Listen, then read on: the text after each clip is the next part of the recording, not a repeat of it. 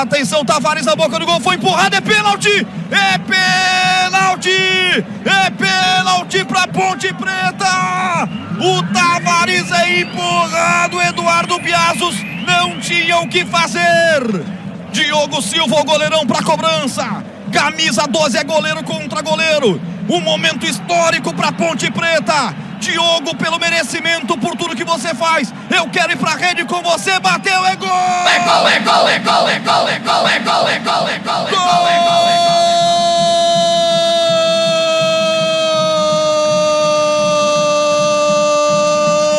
gol! Da Ponte!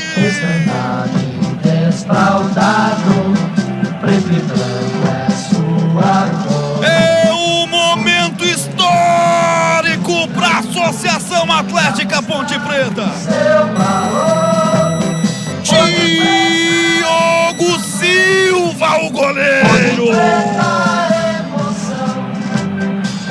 Merecido. Você é o cara. Você segura a maromba atrás. Você segura a peteca na cozinha da Ponte. Então, pra você, goleirão, isso eu costumo dizer, há 20 anos narrando futebol, poucas vezes falei para um goleiro: Diogo Silva, Diogo Silva,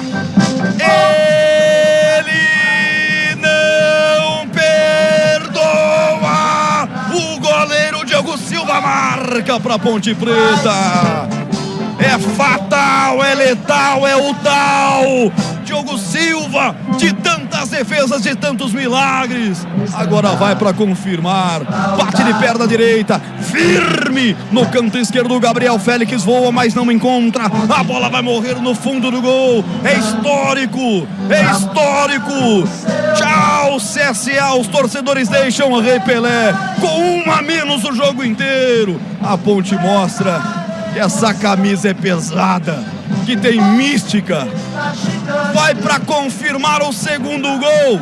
Com gol de goleiro e tudo, eu tô maluco. O que vale é o detalhe, conta aí, Pepe.